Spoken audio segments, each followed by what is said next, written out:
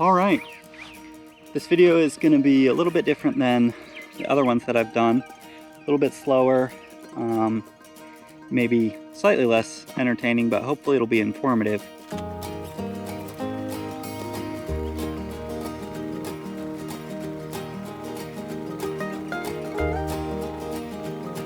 I'm going to do my best to keep this video interesting and informative, so if it's something you are interested in, go ahead and grab a cup of coffee and pull up a chair and let's get into it. All right. A few things that I do want to clarify before I get started. Through the whole process of building the house, I kept a sheet of all the expenses that we had. Every receipt we got, I put in the amount that it was, and so I have an exact amount of what it cost us to build this. But what I thought I'd do for the video is break it out into categories and what each of those categories cost us. And so those numbers, there may be a 1% to 2% margin of error for those. Specifically because Lowe's does a really good job of keeping tabs of exactly what I purchased. I can go back to my Lowe's account and see exactly what I bought and how much it was. But some of the stuff we got at our local hardware store, and I don't still have those receipts, so I'm kind of just having to look at the amount that I spent on those days and try to remember what it was that I was purchasing. So some of the allocations may be a little bit off, but for the most part, this should give you a really good idea of what it's going to cost you to try to build a house like this.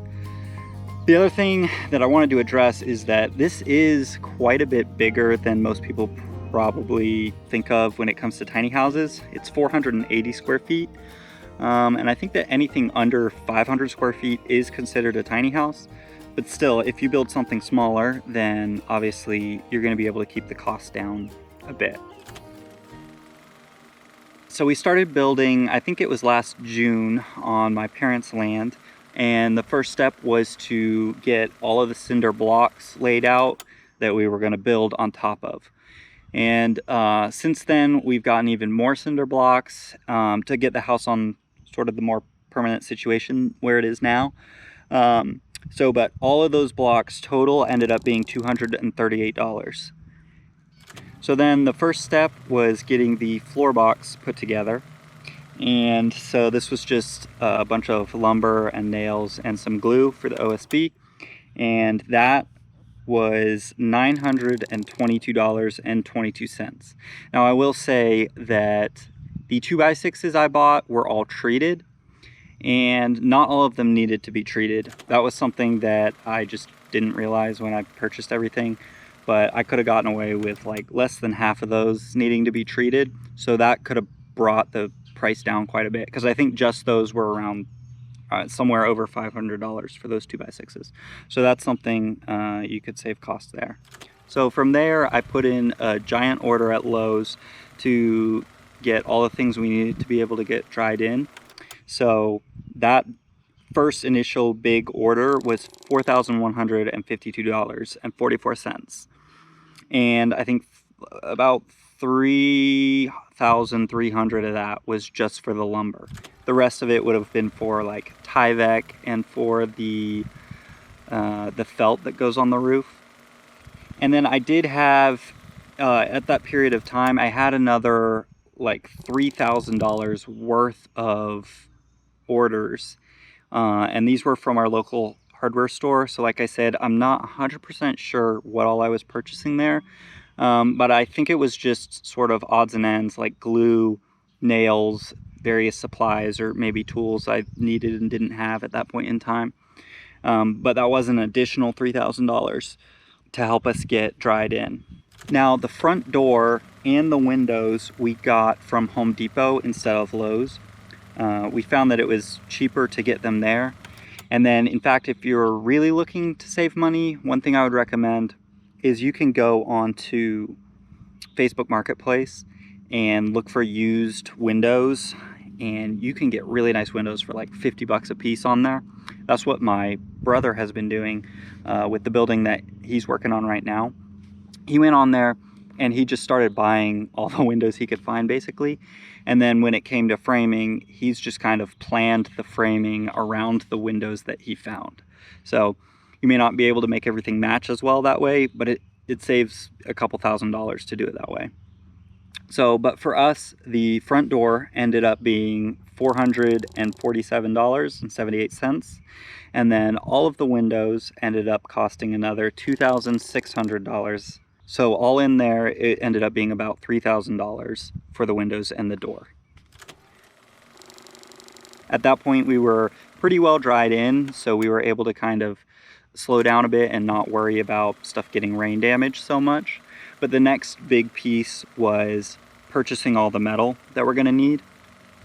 Now, we bought it all at once, so we bought the exterior metal, the metal for the roof, obviously all of the trim metal, and then we also put metal on the ceiling inside. And I got a lot of flack for that in the comments. For whatever reason, people weren't a fan. But for me, it ended up being worth it to just not have to drywall on the ceiling and sand and mud, and it's just something I didn't want to have to deal with. I don't mind the look of the metal, so that's what we ended up going with. So all of that metal altogether was $3,775, which I don't think is that bad to be able to do as much as we did. So with the exterior starting to wrap up, we turned and started working on electrical, plumbing, and that sort of thing on the inside. All the electrical that I had, the wiring, this would include outlet boxes, the outlets, the breaker panel, and each of the breakers. All of this came to $824.26. I did then also purchase additional wire that we trenched through here, and we ran the wire out to hook up to our power source. So that was an additional several $100s.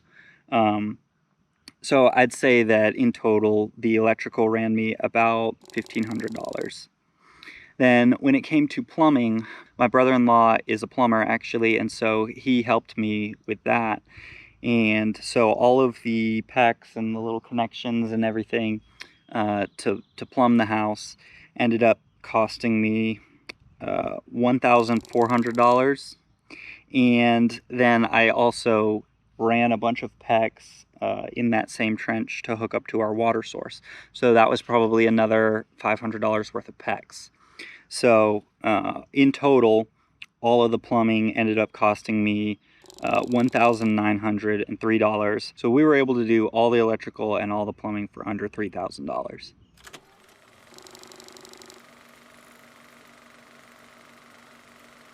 One of the things that made my situation unique was that we started building the tiny house on a different piece of property and we moved it here. So we designed it to be able to come apart into 4 different pieces and get loaded up onto a trailer and moved.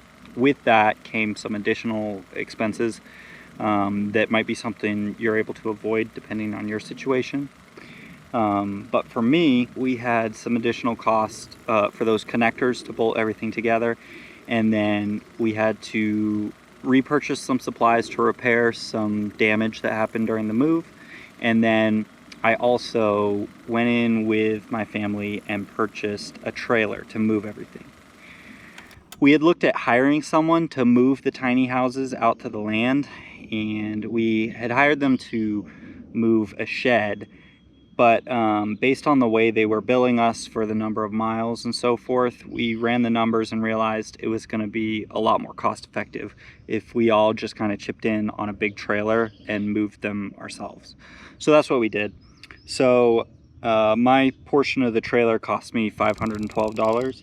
And then I had about $121 worth of supplies to bolt the house together once we got it here.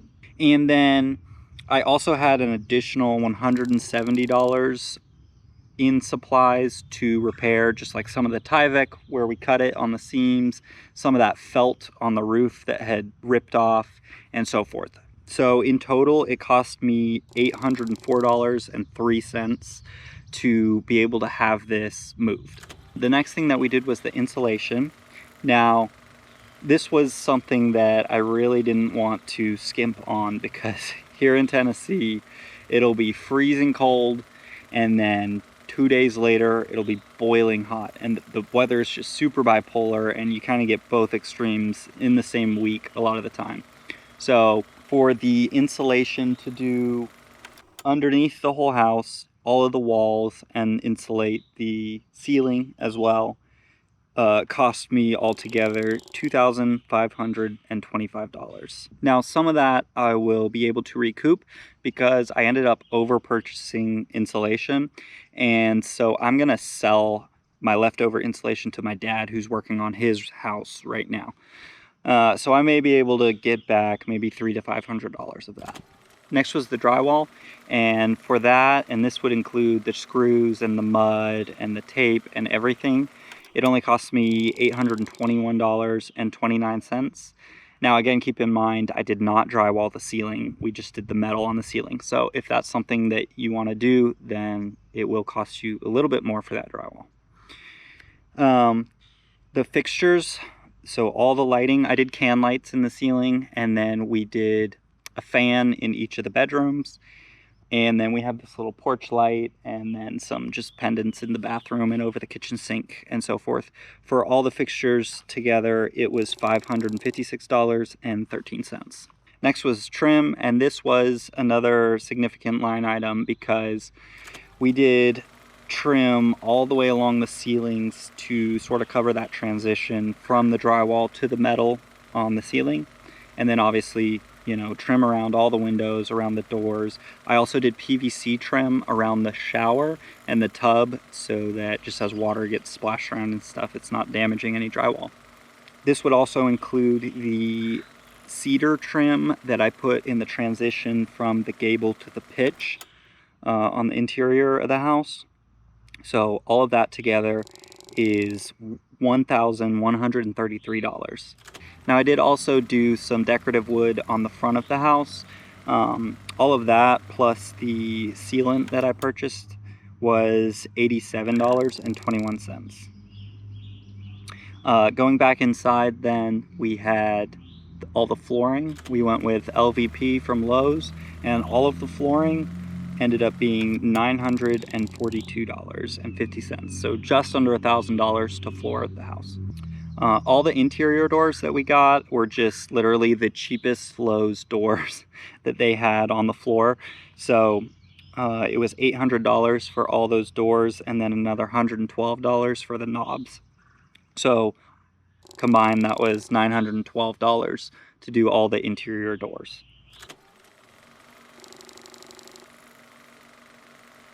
So obviously another large line item was the kitchen cabinets and the countertops. We went back and forth on what we wanted, but we decided to get these sort of natural wood cabinets, which I'm really glad that we got.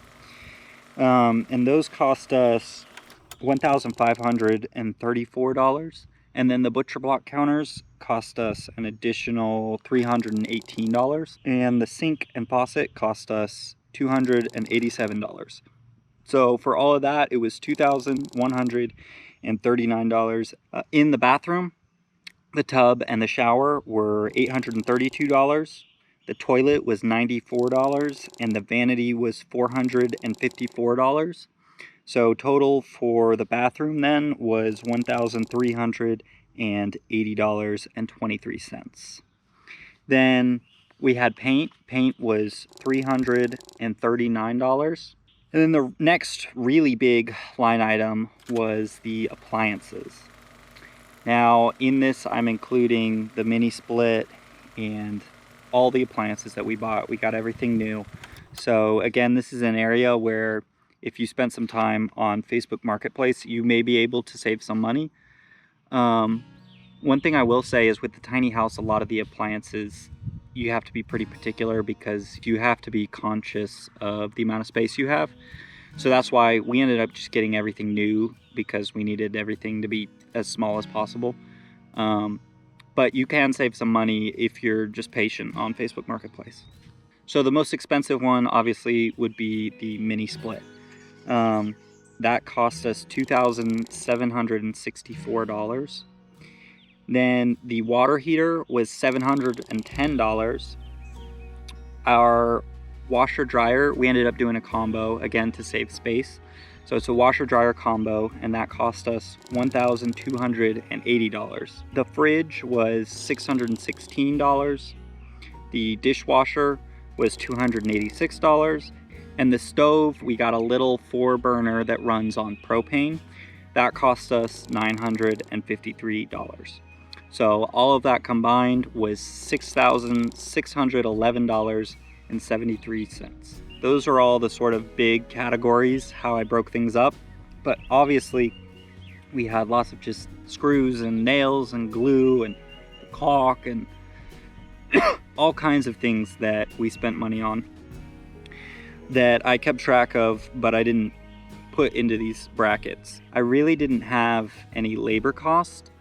I bought dinner for my family a couple nights when everyone was helping, and then some of my sisters spent like every night for a couple months working on it, so I gave them some money just as a thank you. So now we get to the total of what it cost me to build this tiny house. So if you add that little bit that I did spend on labor, so maybe $1,500, and then plus the $515 that I spent on the trailer, that gives us a total all in, everything included, of $42,139.30.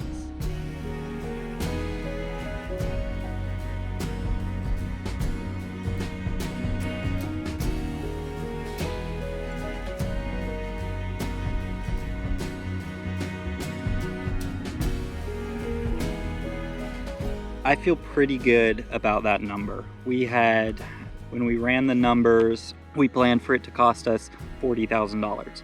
So we came in on budget, which is kind of hard to do.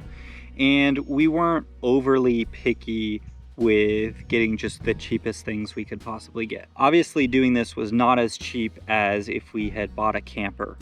But I think for our family and what we needed at this point in time, I'm really happy that we went this route, and I feel pretty good about what it cost us. I'd be interested to hear from any of you who have built your own tiny house. What did you build and what did it cost you? Obviously, prices can fluctuate depending on when you're building, but hopefully this gives you sort of a baseline idea of what you might expect if you wanted to try a project like this. Thank you guys for taking the time to watch this video. I hope it was helpful to you. And let me know if you appreciate this kind of video. It's obviously a lot easier to just sit here and talk to the camera than it is to film one of the projects I'm working on over the course of like a week.